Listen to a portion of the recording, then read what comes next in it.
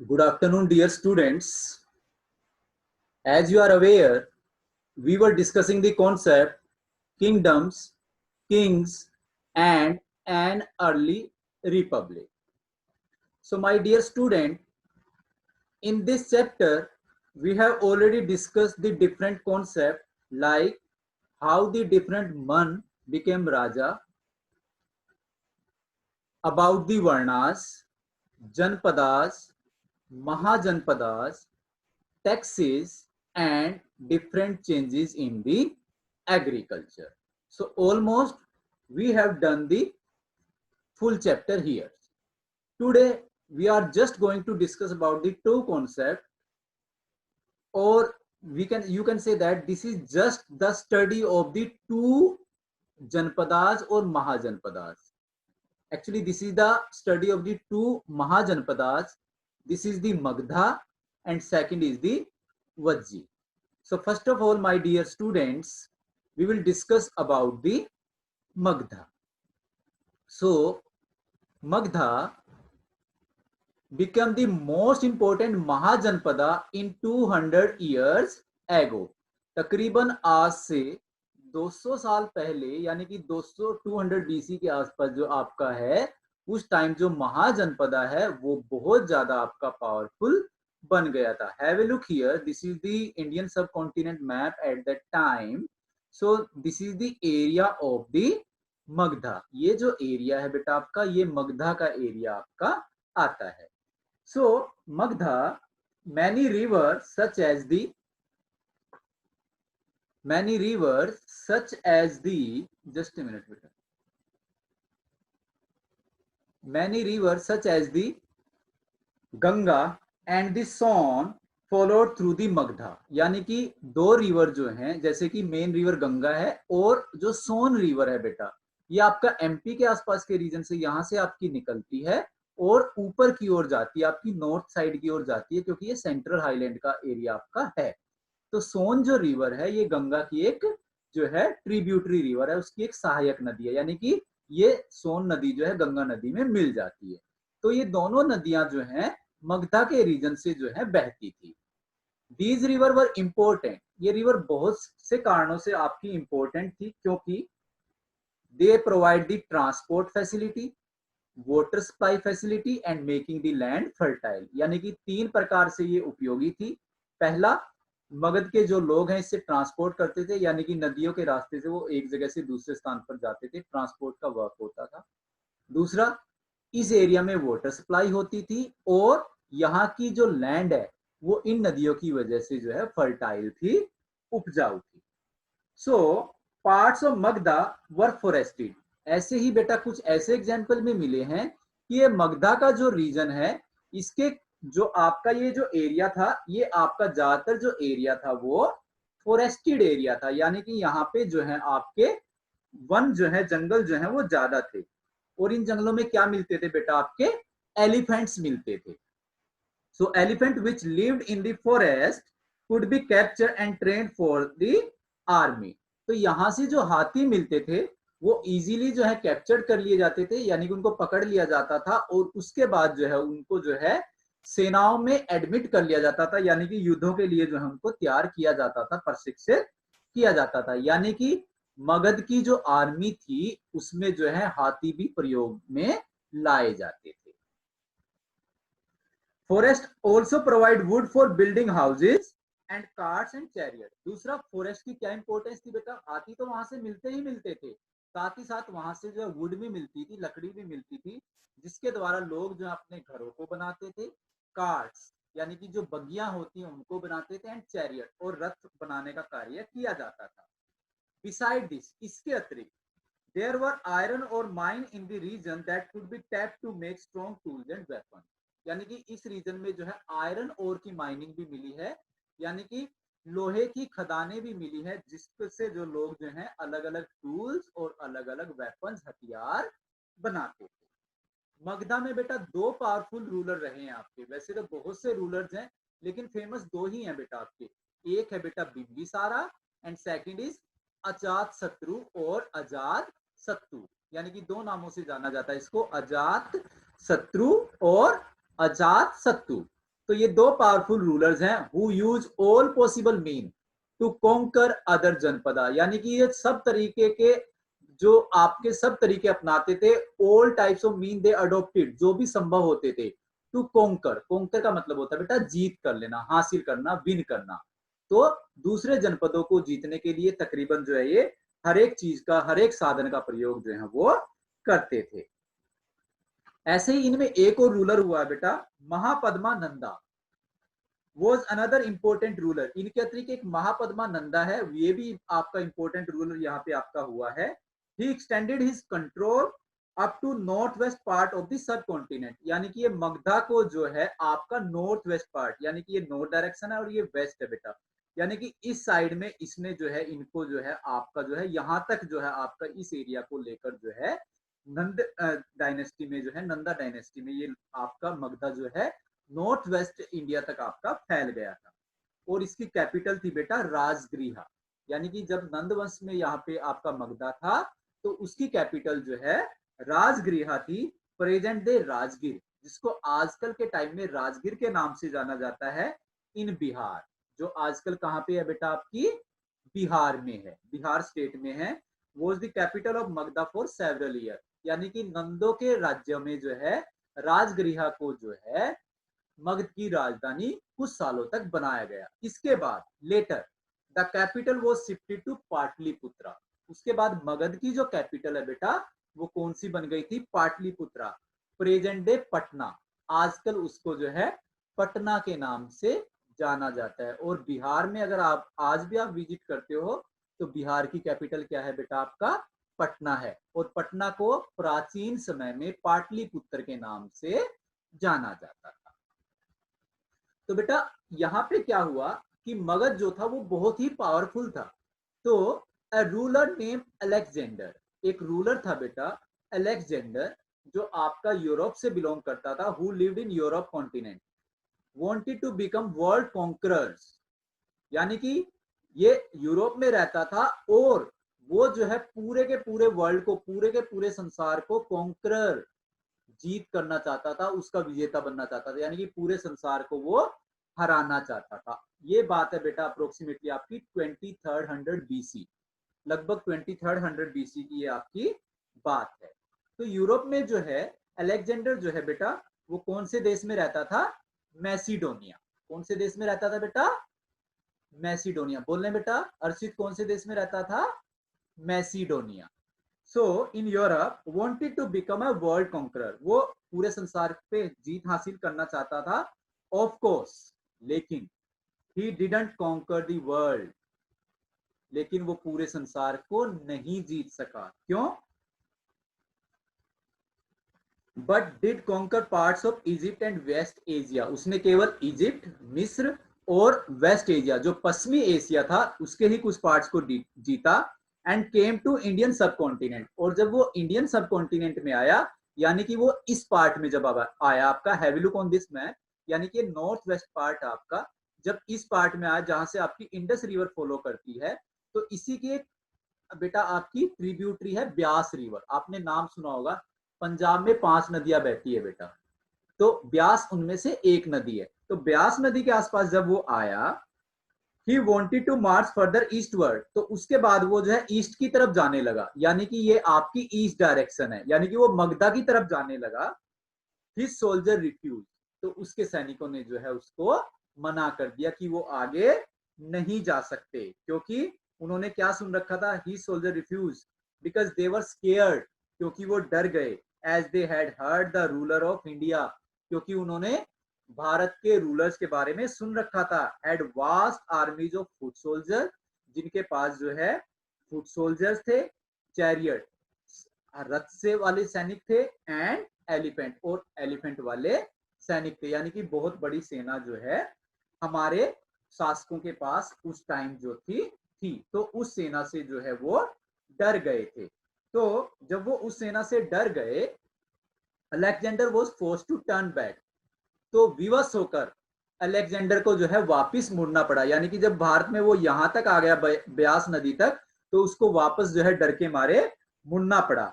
But he never reach his homeland, लेकिन वो अपने देश नहीं पहुंच पाया, यानी कि वो मैसिडोनिया नहीं पहुंच पाया। ही डाइड इन बेबीलोन, उसकी मृत्यु हो गई बेटा रास्ते में ही। कहां पे? Babylon. Babylon is situated in the Iraq present time. Present time में जो बेबीलोन है वो इराक में है, बगदाद से 50 मील दूर।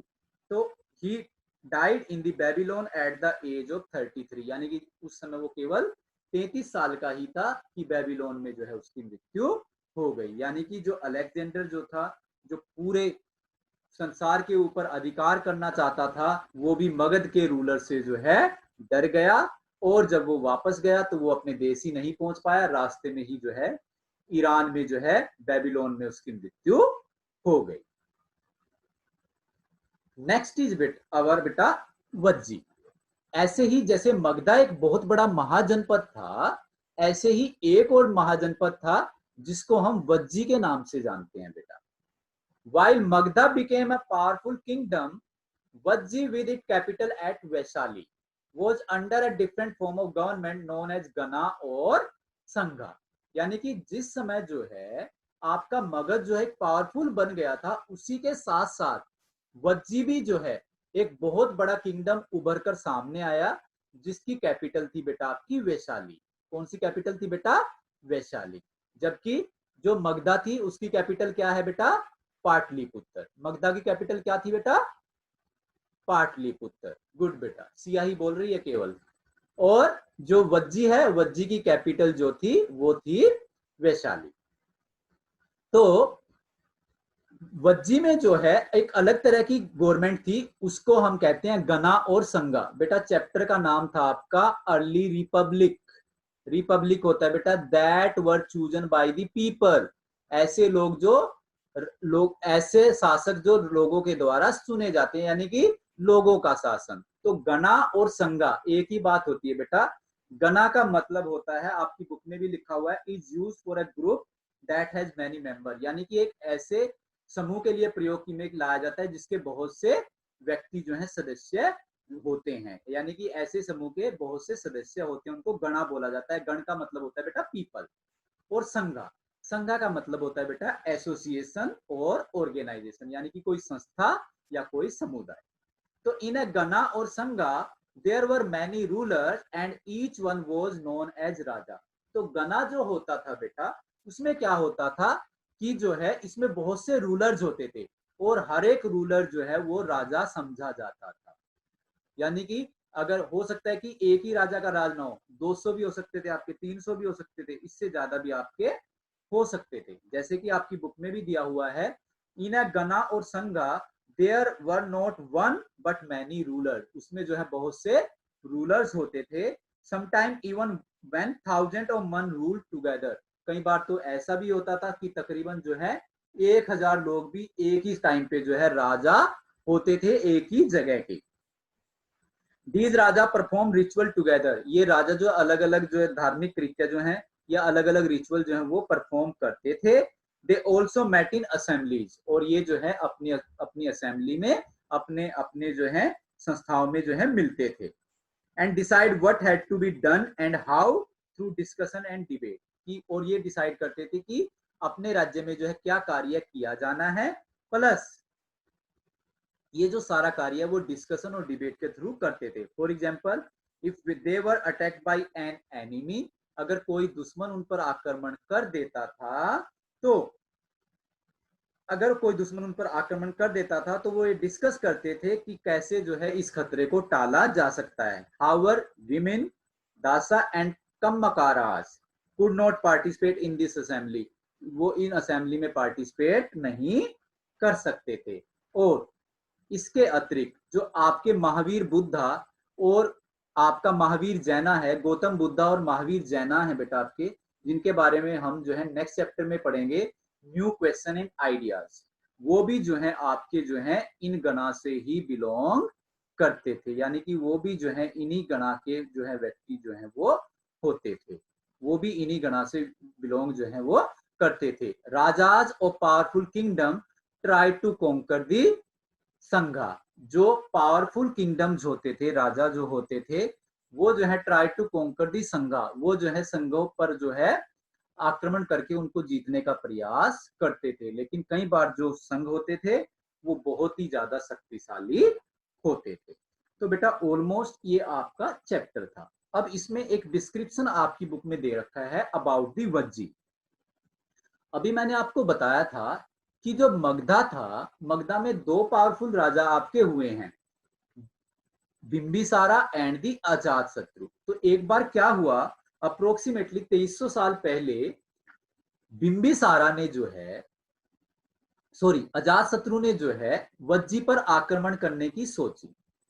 जब उसने आक्रमण करने की सोची तो उसने क्या किया कि उसका जो एक मिनिस्टर था वशाकारा, उसने जो है उस आक्रमण के लिए जो है उससे सलाह की और अपने उस मंत्री को वशाकारा को जो है बुद्धिस्ट के पास भेजा, बुद्ध के पास भेजा, यानी कि गौतम बुद्धा के पास भेजा, जो गणा का ही जो है एक व्यक्ति था, एक समूह का व्यक्ति था, उसका जो है एक समूह, उस समूह का जो है एक व्यक्ति था।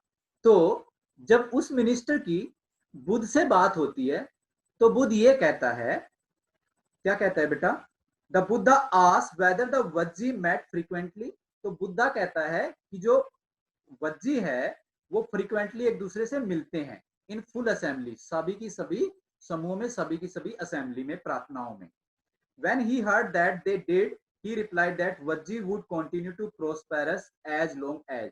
जब उसने सुना कि अजात शत्रु जो है वज्जी पर आक्रमण करना चाहता है, तो उसने उसके मिनिस्टर को कहा कि वज्जी जो है तभी तक ही समृद्ध रह सकता है, तभी तक ही प्रोस्पेरस रह सकता है, जब तक दे held full and frequent public assembly, कि जब तक वो फुल और फ्रीक्वेंटली लगातार जो है एक समय के अंतराल के बाद जो है असेंबली करते होंगे। यानी कि जो गौतम बुद्ध है इनडायरेक्टली अपनी कार्यशैली को गिनवा रहा है कि वज्जी में क्या क्या होता है और क्या ऐसा जो है मगध में होता है, और अगर ऐसा मगध में नहीं होता तो अजातशत्रु को हमारे ऊपर आक्रमण करने की जरूरत नहीं है। अगर वो हमारे साथ हमारे ऊपर आक्रमण करेंगे तो मिट्टी में मिला दिए जाएंगे, यानी कि हम उनको हरा देंगे। तो इनडायरेक्टली अपनी प्रशंसा कर रहे हैं गौतम बुद्धा। कैसे? दे held full and frequent public assembly, कि क्या मगध में जो है फुल और फ्रीक्वेंट पब्लिक असेंबली होती है। They met and acted together, क्या लोग जो है एक दूसरे के साथ मिलते हैं और एक दूसरे के साथ मिलकर कार्य करते हैं। तीसरा, दे फॉलोड इस्टेब्लिश रूल्स, जो भी रूल्स इस्टेब्लिश किए गए हैं, बनाए गए हैं, क्या लोग उनका पालन करते हैं। They respected, supported and listen to elders, क्या वो अपने से बड़े व्यक्तियों का सम्मान करते हैं, उनकी सहायता करते हैं और उनकी बात को ध्यान से सुनते हैं। Vajjis women were not held by force और कैप्चर, क्या वज्जी की जो औरतें हैं उनके ऊपर जो है किसी भी ताकत का प्रयोग नहीं किया जाता या उनको बंदी नहीं बनाया जाता। चेताज, लोकल श्राइन, यानी कि जो धार्मिक स्थल हैं, were maintain in both town and villages, क्या गांव और शहरों में जो है धार्मिक स्थल जो है उनकी प्रॉपर देखरेख की जा रही है। और wise saint who follow different beliefs were respected, और जो बड़े बड़े बुद्धिमानी लोग हैं, जो संत हैं, जो अलग अलग विश्वास रखते हैं, अलग अलग विचारधाराएं रखते हैं, क्या उनकी उन विचारधाराओं को सम्मान दिया जाता है। And allowed it to enter and leave country freely, और क्या उनको अपने देश में रहना और छोड़ना उनकी इच्छा पर निर्भर है। यानी कि ये सारी बातें जो है वज्जी में होती थी। तो वो अपनी करेक्टरिस्टिक गिनवा रहा है और ये कह रहा है कि अगर ये मगध में होता हो तो वज्जी की तरफ आंख उठाकर देखे जा शत्रु, नहीं तो उधर आने की कोई जरूरत नहीं है। तो इस तरह से जो है अलग अलग जो कार्य जो है वो वज्जी में होते थे। बेटा इस समय, जिस समय आपका जो है हमारे देश में मगध और वज्जी आपके प्रोस्पेरस हुए, ऐसे ही ग्रीक में एक स्थान है बेटा आपका एथेंस। एथेंस में भी आपका जो है एक ग्रीक में एक शहर आपका डेवलप हुआ जिसको हम एथेंस के नाम से जानते हैं। तो एथेंस भी तकरीबन आपका 2500 साल पहले डेवलप हुआ।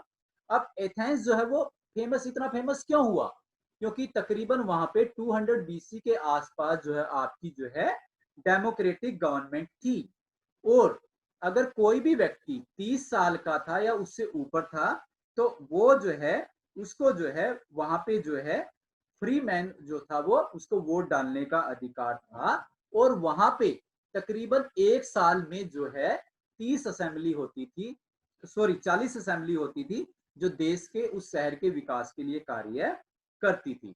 इसके अतिरिक्त जो बहुत सी पोजीशन थी वो लॉटरी सिस्टम के द्वारा जो है चुनी जाती थी। साथ ही साथ जो वहां के नागरिक होते थे वो आपके जो आर्मी और नेवी दोनों में जो है अपनी सेवाएं प्रदान करते थे। तो तकरीबन जो है जिस समय हमारा मगध और हमारा जो है वज्जी जो है वो डेवलप हुआ, तो ग्रीक में एथेंस शहर ऐसे ही आपका डेवलप हुआ।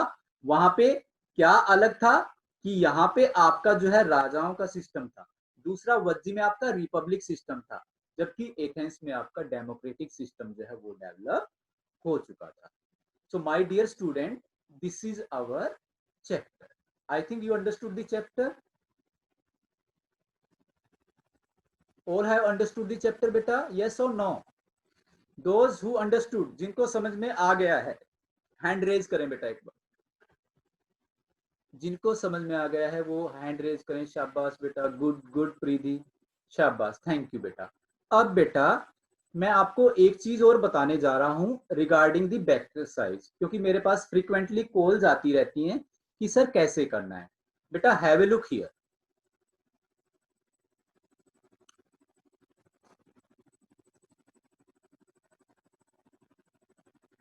बेटा this is your chapter questions answers of this chapter बेटा। अब ये जो चैप्टर है बेटा इसमें क्या है, मैंने आपका अलग अलग पोर्शन तैयार किया है, क्योंकि बेटा ये जो पोर्शन मैंने तैयार किए गए हैं मेरे द्वारा, ये इस पॉइंट ऑफ व्यू से किए गए हैं कि हो सकता है कि बहुत से बच्चों को बुक्स ना मिली। तो बेटा जो भी इंपॉर्टेंट कॉन्सेप्ट है वो मैंने सबसे पहले लिए हैं। जैसे अभी आपने चैप्टर पढ़ा, आपको लर्न हो गया होगा कि मैंने इसमें आपको क्या क्या बताया है बेटा, इंपॉर्टेंट कॉन्सेप्ट और टर्म्स क्या क्या है इस चैप्टर की। एक तो बेटा Ashvamedha, you know very well that this is the horse sacrifice, कि ये हॉर्स सेक्रीफाइस होता था। वर्णा सिस्टम के बारे में मैंने आपको बताया बेटा, जनपद के बारे में मैंने बताया बेटा, आपको महाजनपद के बारे में बताया है। कल मैंने आपको ट्रांसप्लांटेशन के बारे में बताया था कि ट्रांसप्लांटेशन क्या होता है, प्रोसेस ऑफ ग्रोइंग सैपलिंग्स। हम पहले सैपलिंग नर्सरी तैयार करते हैं from seeds and then planting in the field, और उसके बाद उसको प्लांट को, उसको बाद जो है उसको खेतों में जो है प्लांट किया जाता है। जैसे मैंने पेडी का एग्जांपल आपको दिया था, राइस का एग्जांपल दिया था। गना आज ही मैंने बताया, a group that has many member. Republic, republic का मतलब होता है बेटा a state governed by the elected representative. Sangha an organization और an association. Tax sum of money levied on people goods और प्रॉपर्टी, यानी कि कुछ धनराशि जो लोगों से या वस्तुओं से या प्रॉपर्टी से, संपत्ति से ली जाती है। तो ये आपके इंपॉर्टेंट कॉन्सेप्ट है बेटा, ये आपको रिटेन करने अपने माइंड में, यानी कि आपको ये अगर कोई आपसे पूछे तो आपको ये पता होना चाहिए बेटा। ये तो बात है ये बेटा। दूसरी बात आपकी आती है बेटा एनसीईआरटी क्वेश्चंस आंसर। आपने अपनी नोटबुक में, हो सकता है कि बहुत से बच्चों ने मेरे को नोटबुक दे रखी हो, तो अभी नहीं, उसके बाद जब आपको नोटबुक मिलेगी बेटा, तो आपने अपनी नोटबुक में ये क्वेश्चन आंसर जो है राइट करने, केवल एनसीईआरटी और कुछ नहीं बेटा। तो एनसीईआरटी के आपके इस चैप्टर के क्वेश्चन है क्वेश्चन नंबर 3, 4 एंड 5, यानी कि 3 ही क्वेश्चन है। ये 3 क्वेश्चन आपने अपनी नोटबुक में लिखने हैं बेटा, ठीक है। और बेटा नोटबुक चेकिंग की ज्यादा टेंशन भी मत लिया करो, क्योंकि आप मेरा कार्य जब देखेंगे तो हर एक चीज अपने आप में क्लियर है बेटा, यानी कि अपने आप को एक्सप्लेन कर रही है, सेल्फ एक्सप्लेनेटोरी है बेटा। तो आप अपना चैप्टर लिखने के बाद एक बार दोबारा से उसको क्रॉस चेक कर लिया करें, वो आपकी जो है चेकिंग हो गई। और अगर आपको लगता है कि आपने नोटबुक में गलती की है, तो आप बेटा इन पीडीएफ फाइल का प्रिंट आउट निकलवा लें और इनसे लर्न कर लें बेटा, बिल्कुल इजी काम हो जाएगा आपका। उस टाइम आपको कॉपी में लिखने की भी जरूरत नहीं रहेगी। कॉपी में मैं केवल आपको इसलिए लिखवा रहा हूं कि जब आप हाथ से लिखोगे तो आपका हैंड और माइंड का कोऑर्डिनेशन रहेगा, और आपको आपको जो चीजें आपके दिमाग में जो है बहुत देर तक रहेंगी। उसके बाद है बेटा आपका असाइनमेंट। असाइनमेंट जो है बेटा आपने अपने आप फाइंड आउट करने हैं, हालांकि मैं बता भी चुका हूं अगर आप मेरे को ध्यान से सुनेंगे। जैसे वर्णा, वर्ण के बारे में मैंने बताया बेटा आपको, explain the functions of different varnas, कि वर्णा के अलग अलग फंक्शंस के बारे में बताएं। तो वर्णा कौन से वर्ण थे बेटा, 4 वर्ण थे, ब्राह्मण, क्षत्रिय, वैश्य एंड शूद्र। ब्राह्मण का क्या काम था बेटा, perform rituals, okay, perform sacrifice and get the gifts. Kshatriya, indulge in the war or to fight, okay. Vaishya, farmers, craft persons, herders, these are the Vaishya, and Shudras serve to all the other words. तो ये इसका answer आपका होगा बेटा। उसके बाद जनपदा आपकी term में भी आ गया है बेटा, महाजनपदा टर्म में आ गया। व्हाट वाज भागा, भागा क्या होता है बेटा, कल टैक्स के बारे में मैंने बताया। तो टैक्स के बारे में जब मैंने बताया आपको, तो फार्मर के ऊपर टैक्स कलेक्ट किया जाता था फार्मर से बेटा, उनको अपनी प्रोडक्शन का छठा हिस्सा जो है वो राजा को देना होता था, दैट इज नोन एज भागा, भाग, शेयर, पार्ट। तो वो आपकी बुक में अच्छी तरीके से लिखा हुआ है बेटा। ऐसे ही name the two powerful ruler of Magadha, सभी को पता लग गए होंगे बेटा, कौन कौन थे, बिंबिसारा एंड अजात शत्रु।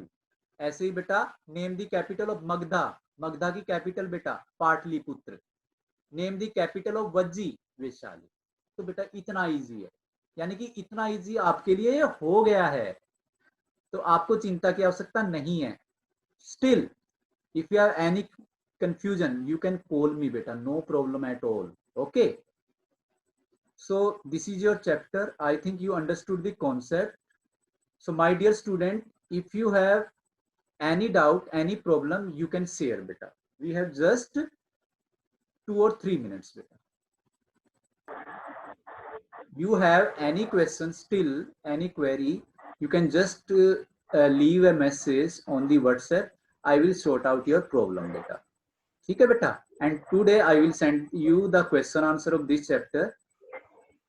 I'm again saying you have to just write only and only NCERT question answer, only these beta. Okay beta, God bless you, thank you, have a nice day, stay healthy, stay safe beta.